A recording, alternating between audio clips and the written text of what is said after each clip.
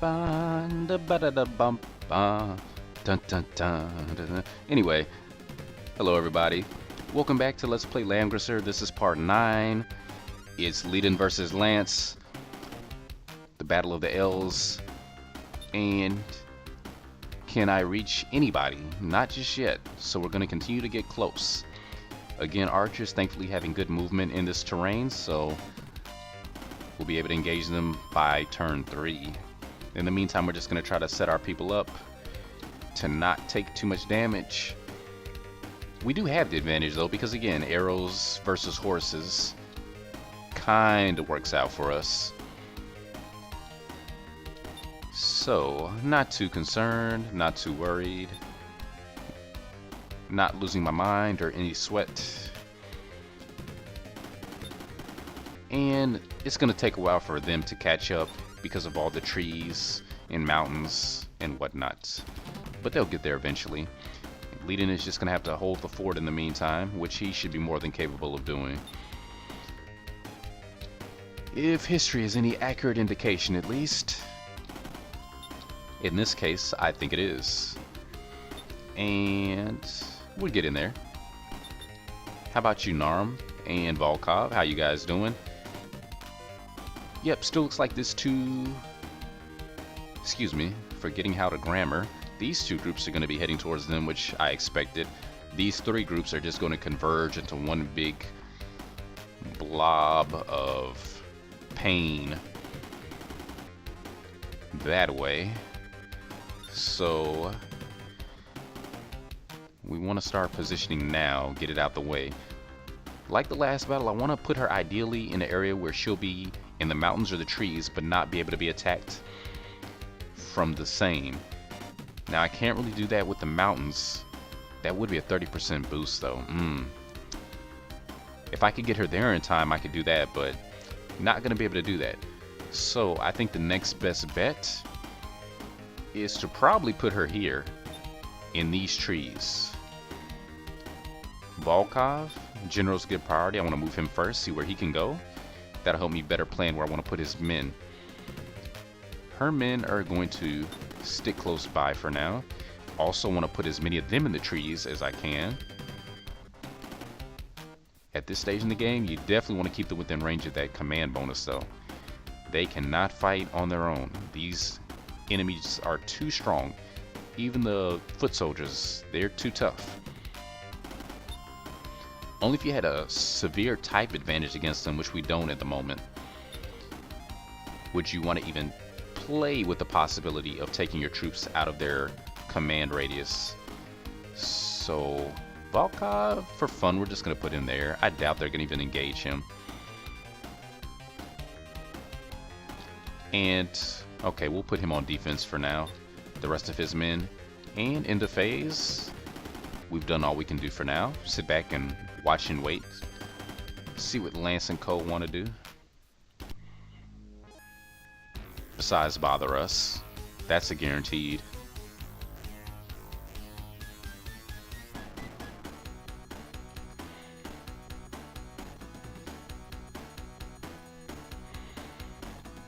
Yeah, we're just collapsing over here, not too concerned.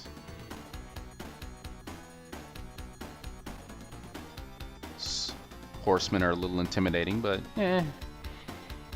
I think we got this. If not, everyone feel free to laugh in my face.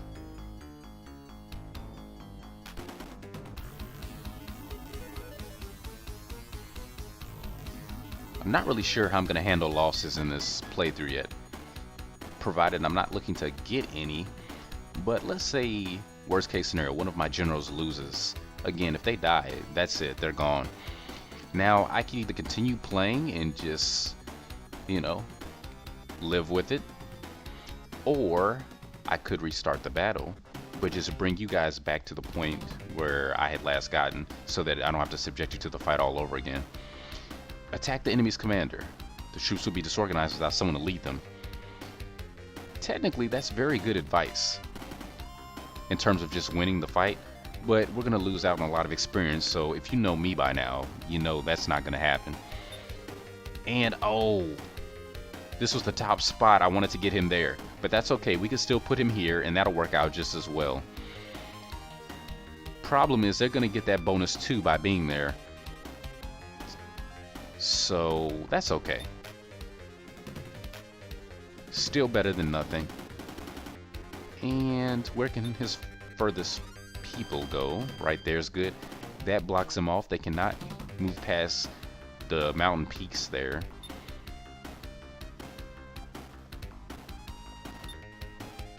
Again, like to move the people who are furthest away first. That way I can make sure that everyone can go as far as they need to. The first shall be last, and the last shall be first. With good reason.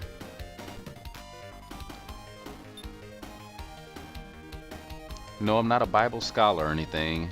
I've always liked that quote because I always like to apply it in certain situations in life. And that's gonna have to appease us for right now. Gonna have to be content with that.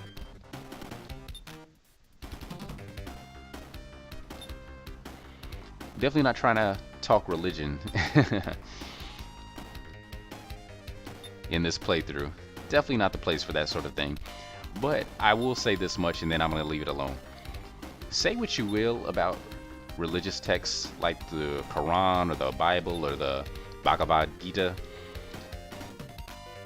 the laws of Manu, so on and so forth. Regardless of what you believe or don't believe, what you feel is legit and not legit, there's no denying. If you actually read any of those texts with an open, honest mind, you know, without any preformed bias, just read it for what it is. There is a lot of valuable wisdom and insight to be gleaned from those texts. And that's all I'm going to say. It's all in how you interpret it is what it comes down to. And I'm going to leave her right there. That's what I'm going to do. Want all her soldiers to benefit from the trees. They can't reach the mountains and still get her boost, so I'm not going to do that. I'm going to place Volkov somewhere where... Now, I want all her soldiers to stay in the trees. I guess I'll put one here to limit the amount of damage she's taking as well. Okay, 10% versus 0 on the bridge. I didn't know that, so we will put somebody there. And we're going to put them on attack in the off chance that actually will make them more effective offensively when the time comes. So I'm going to make them hold manually. This might be a waste of time, but I'm not taking that chance. Because again, this fight is serious. And we're going to put him somewhere in the middle of everything. Because that's Volkov for you. He likes very much to be in the mix. You know, moving and shaking. And again, we don't want his men to take an experience. We just want to put them to where they can weaken the enemy. And that's what we're going to do. Put somebody there. Can get you in better position next time. Next turn. Is that everybody? Did I miss anyone? No. Just double checking. Don't mind me. Nothing worse than forgetting to move a character. And this is the best part about archers. Against troops,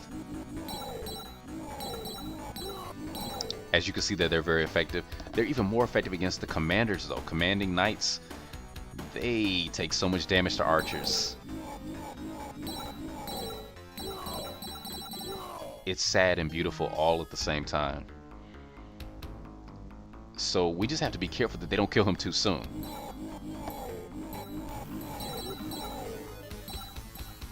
Remember, first things first, the men gotta go. Then the head cheese. I don't think that'll be a problem though, because again, you know the AI. When they're at 7 or less health, they will treat themselves. So he's not attacking next turn. We don't have to worry about him. And yeah, this is what they do against soldiers. Welcome to the other massacre of 2016. I say other because there's always some massacre of some form happening somewhere, unfortunately. Even if it's just that kid in his backyard holding a magnifying lens over a colony of ants. Don't do that, by the way. That's not nice. Ants have feelings too. And I'm not even joking right now. You know, put yourself in their position. Imagine somebody holding a giant Manhattan-sized magnifying lens over you, focusing the sun's rays. Yeah. It'd hurt a little bit more than a tan, let me just say that. I don't think you'd enjoy it. Turn 4. Attention. Be on guard at all times. Yes, sir. Understood. Basically, that was his polite way of saying, you guys are about to get done in. But try not to, okay? But they are. That's what's going to happen. I want to get him on there. But maybe it's for the best that he doesn't engage just yet. His men are more than capable. What I'm going to do is take you guys back. I'm actually going to move. Yeah, I'm going to move you here. Not to attack. Not just yet. Because I do want him to get in on the fun. Because at their health, he's going to be able to do good damage and not take any himself. And that's going to be the case for quite a while, probably.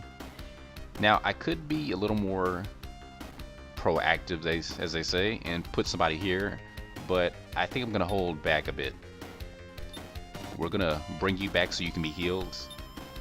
You can finish the job that was started. Then again, maybe I will. It depends. 10% versus 30%, yes, I will take advantage of that. Thank you very much. I am fighting archers though, but again, we're getting a bonus, so yeah, they weren't able to take us out.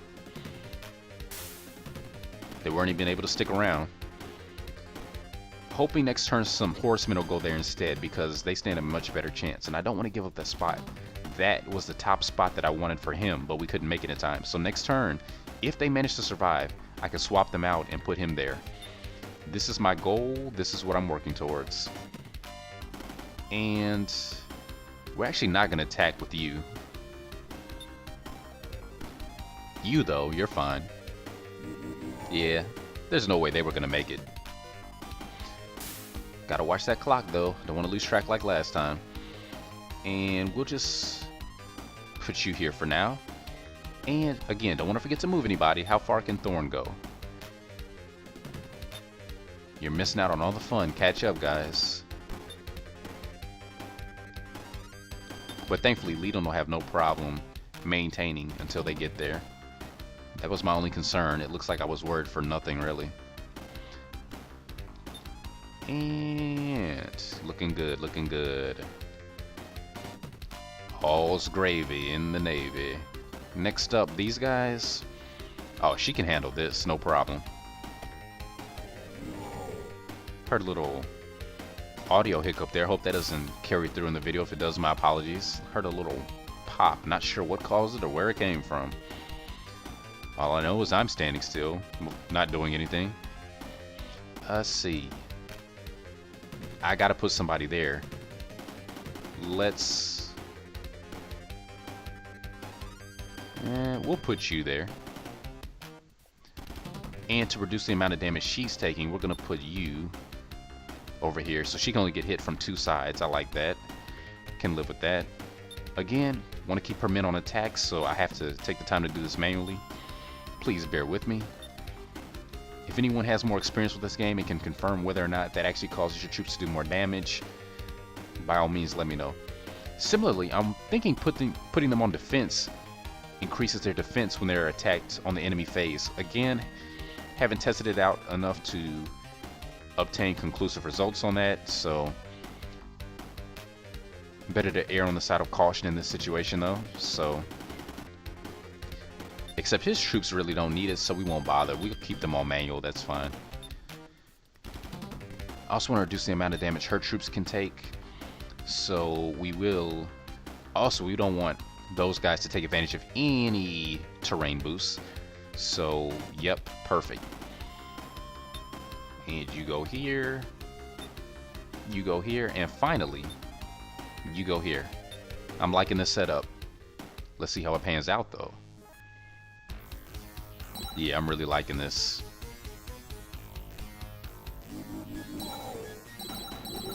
Survive, survive. Thank you, thank you, thank you. This just might become my new default method of tackling this battle. I really think this is going to work out well for us. Because the main thing is I want to win, but I don't want to take too much time doing it. And this is one of those battles where if you're trying to get a lot of experience, if you're trying to keep everybody alive, please keep everybody alive. It can take a lot of turns. It can take a lot of time. A lot of moving around, a lot of prepping, a lot of treating. Trying to keep that to a minimum. What can we do to expedite the process is what I'm saying. Ooh, yeah, no matter what, she's going to lose men, though. They're just too weak against the cavalry. Oh, and he's in the trees now, too, so there goes their bonus. Still, they are thinning their numbers, so that's something.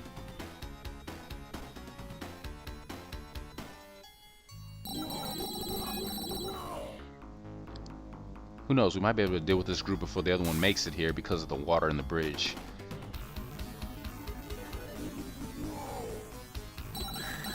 Ooh, I knew she was going to take damage. I was hoping she wasn't going to take that much. 7 might not seem like a lot, but in the long run, at this stage especially, it's a lot more than you want to see. Trust me. She'll be okay, though. I'll make sure of it. Not losing the arm. Can't let that happen. Okay, they're not that far away. But again, they're going to be sure to stay within range of their leaders, so... And they're crossing the water, so... That helps too. Lance is kind of annoying because he has magic. He has magic that actually does damage, so we kind of have to take that into consideration as of right now. Thankfully, they're still alive. And thankfully, he only has 1 cast, so he's already used it up. Kinda pointless in the long run, but fortunate for us. So I'm not gonna complain. You get out of there. Let's see. I think I want to put... Yes, I want to put him here. That is something I'm going to do. Oh, he couldn't do it. I was hoping he could wipe them out. I might just go ahead and treat him on his next turn. It isn't vital right now, but again, just to be on the safe side. And actually, we're going to stop things here. We're at 18 minutes more or less. This has been part 9 of Let's Play Langrisser. In the next episode, let's see what we can do about bringing this fight closer to a close. It's going to take at least a couple more, I'm sure, though, but we'll see. Thanks for watching. Take care of yourselves. And hopefully, see you soon.